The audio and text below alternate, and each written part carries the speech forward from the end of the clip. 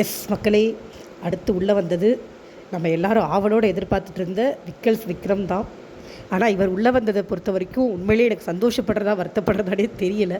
ஏன்னா இந்த மனுஷன் நம்ம எல்லாருக்கும் ரொம்ப பிடிச்சிருந்துருக்கும்.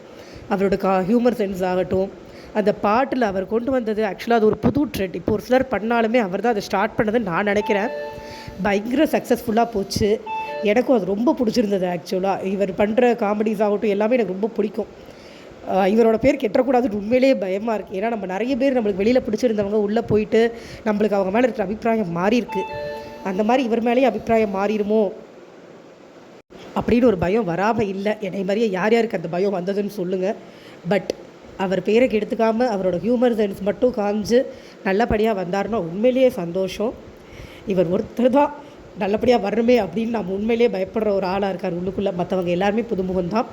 முடிஞ்சதா இல்லையான்னு பார்ப்போம். நெக்ஸ்ட் பிரேக்கில் வரேன். Bye bye.